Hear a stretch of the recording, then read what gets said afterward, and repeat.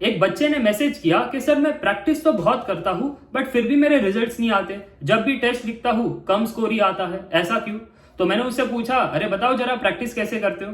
तो उसने कहा कि सर मैं एक प्रैक्टिस बुक उठा देता हूं, उसमें 1 बाय 1 क्वेश्चन सॉल्व करने बैठ जाता हूं। जो क्वेश्चन सॉल्व होते हैं उसमें तो खुशी मिलती है, और जो क्वेश्चन सॉल्व नहीं होते उसमें मैं सोचता हूं बट फिर भी जब नहीं बनता तो पीछे जाता हूं, सोल्यूशन देखता हूं, सोल्यूशन समझ में आ जाता है तो फिर आगे बढ़ जाता हूं। मेरा क्वेश्चन आपसे ये है, तो इसमें आपने अपने आप को इंप्रूव कैसे किया? आपको क्या मालूम पड़ा कि आपकी कमियां क्या है? आपको कुछ मालूम नहीं पड़ा। So don't solve questions like this.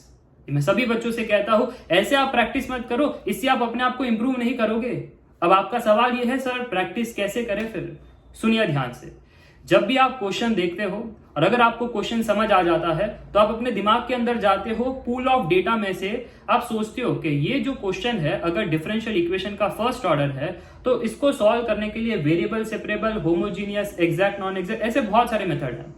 उन मेथड में से मुझे कौन सा सिलेक्ट करना है ताकि मेरा क्वेश्चन सॉल्व हो जाए। फिर आप एक मेथड उठाते हो, क्वेश्चन में पुट करते हो, फिर ट्राई करते हो सॉल्व हो रहा है या नहीं, और अगर हो रहा है फिर आप कैलकुलेशन सिंप्लीफाई करते हो और लास्ट में आपका आंसर बनता है। इस प्रोसेस को आप समझिए। दी प्रोसेस इज, क्वेश्चन देखा, आप माइंड के अंदर चले गए, पूल ऑफ डेटा आपके पास है। अगर आपके कंसेप्ट क्लियर है तभी वो पूल ऑफ डेटा आपके पास है, अगर कंसेप्ट क्लियर नहीं है तो वो डेटा आपके पास नहीं होगा। सो सबसे पहला स्टेप, कंसेप्ट को क्लियर रखिए।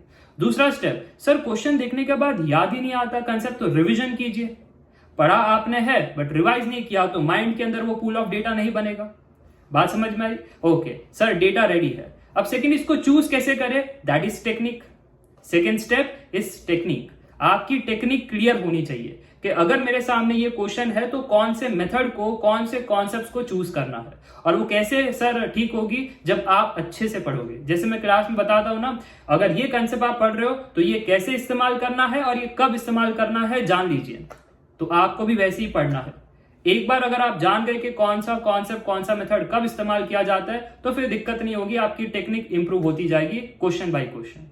तो जैसे आपने क्वेश्चन देखा, आप माइंड के अंदर गए, पूल ऑफ डेटा रेडी है, आपकी टेक्निक अच्छी है तो आपने सही डेटा को चूज किया, सही कॉन्सेप्ट को चूज किया, क्वेश्चन में गए और वो सॉल्व करने आप लग गए। अब सॉल्व करते हो तो एक बार में आंसर नहीं आता क्योंकि क्वेश्चन डिमांड करता है सिंप्लीफिकेशन। सो कैलकुलेशन के सिंप्लीफिकेशन में कौन कौन से कॉन्सेप्ट्स आते हैं? ट्रिग्नोमेट्री, डेरिवेटिव, इंटीग्रेशन, लॉग की प्रॉपर्टी, अलजेब्रिक इक्वेशंस। तो अगर आपके ये बेसिक कॉन्सेप्ट्स क्लियर नहीं है तो जा करके पहले ये बेसिक कॉन्सेप्ट्स क्लियर करना, तभी सिंप्लीफिकेशन ऑफ कैलकुलेशन आप कर पाओगे। और अंतिम पढ़ाव होता है to avoid this silly mistake. होता है ना, कई बार 4 का पावर 2 8 कह देते हो, कई बार माइनस को मिस कर जाते हो, कई ऑप्शंस में जंबल कर जाते हो। सो वो अवॉइड दिस सिली मिस्टेक वो कब होगा? जब आप फोकस से और आराम से क्वेश्चंस बनाओगे। सो ऐसे आपको हैबिट बनाना है। The process is of 4 step.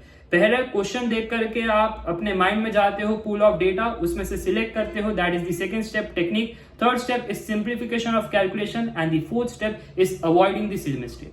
अगर आप फाइंड कर लेते हो कि मेरी कमियां कहां पर है, तब आपकी प्रैक्टिस सफल होती है। क्वेश्चन देखा, क्यों नहीं बन रहा? क्या मेरे कंसेप्ट वीक है? क्या मैं कंसेप्ट भूल गया? क्या मैं सिंप्लीफाई नहीं कर पा रहा? क्या मैं सिली मिस्टेक कर रहा हूं? Find your mistake, improve on that. हर एक क्वेश्चन में अगर आप ऐसा इंप्रूवमेंट ला सकते हो आपके प्रैक्टिस में, तब आप अच्छे से प्रिपेयर कर सकते हो। फिर देखना कि रिजल्ट में माइनर चेंज नहीं, ड्रास्टिक चेंज होगा। कमेंट करके बताना इफ इट वर्क्स। बाय।